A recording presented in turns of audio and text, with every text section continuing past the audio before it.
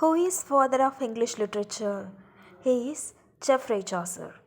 Let's learn about Hi Geoffrey English Chaucer. literature aspirants.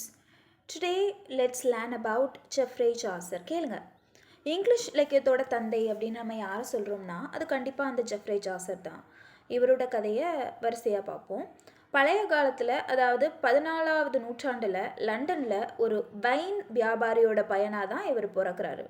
ஆனால் வெறும் வியாபாரி பையனா மட்டும் இல்லாமல் அந்த காலத்தில் ராஜாங்க வேலையில் தூதுவரா அப்புறம் அரசவையில் ஒரு முக்கியமான ஆளாக ரொம்ப பிஸியாக இருந்தவர் இவர்.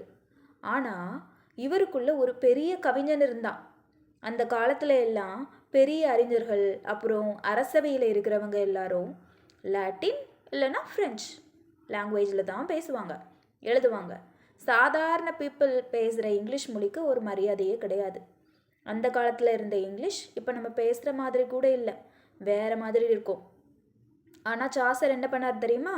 மற்றவங்க எல்லாம் பெரிய மொழியை தேடி போயிட்டு இருந்தப்ப இவர் ஏன் நம்ம மக்கள் பேசுகிற மொழியிலேயே நாம் ஏன் எழுதக்கூடாது அப்படின்னு யோசிச்சாரு. அதுதான் அவரோட மிகப்பெரிய புரட்சியே. இங்கிலீஷ் மொழியையும் ஒரு இலக்கிய மொழியாக மாற்ற முடியும்னு உலகத்துக்கு நிரூபித்தது அவர் தான். அவரோட மாஸ்டர் பீஸ் எதுன்னு கேட்டால் கண்ணை மூடிக்கிட்டு சொல்லலாம், அதுதான் த கேண்டர்பரி டேல்ஸ். இது ஒரு செம கலக்கலான கதை.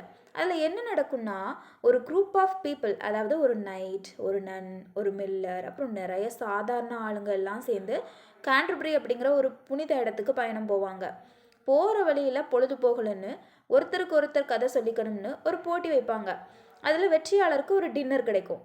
அந்த கதைகளில் அவர் என்ன பண்ணியிருப்பாருன்னா, அந்த காலத்தில் இருந்த எல்லாரையும் கலாச்சிருப்பார். சமுதாயத்தில் இருக்கிற ஊழல், மதம் சம்மந்தமான போலித்தனம், அப்புறம் மனுஷங்களோட குணாதிசயங்கள்னு எல்லாரையும் வெளுத்து வாங்கியிருப்பார். ஆனால் அதில் இருக்கிற ஹியூமர் செமையாக இருக்கும். ஒரு பக்கம் கிண்டல் இருக்கும், இன்னொரு பக்கம் ஆழமான உண்மை இருக்கும். அதனால தான் இன்றைக்கும் வரைக்கும் அவர் எழுதினது எல்லாம் ரொம்ப ரசிக்கப்படுது. அவர் வெறும் கவிஞர் மட்டும் இல்லை, ஒரு கூர்மையான கவனிப்பாளர். அந்த காலத்தில் நடக்கிற விஷயங்களை அப்படியே படம் பிடிச்சு காட்டியிருப்பார். அவர் இல்லைன்னா இன்னைக்கு இருக்கிற இங்கிலீஷ் மொழி இந்த அளவுக்கு வளர்ந்துருக்காதுன்னு சொல்கிறாங்க. ஃபாதர் ஆஃப் இங்கிலீஷ் லிட்ரேச்சர் அப்படின்னு அவரை கொண்டாடுறதுக்கு காரணம் இங்கிலீஷ் மொழிக்கு ஒரு கெத்தை கொடுத்தது அவர் தான். மொத்தத்தில் சாசர் அப்படிங்கிறவர் அந்த காலத்தில் இருக்கிற கஷ்டமான இலக்கிய உலகத்துல இருந்து விலகி வந்து சாதாரண மனுஷங்க பேசுகிற மொழியில் ஒரு பெரிய இலக்கியத்தை படித்து நம்ம எல்லாருக்கும் ஒரு வழிகாட்டிட்டு போயிருக்காரு. ஒரு எழுத்தாளன் எப்படி இருக்கணும், எப்படி சமூகத்தை கவனிக்கணுங்கிறதுக்கு இவரே ஒரு பெரிய பாடம் தான்.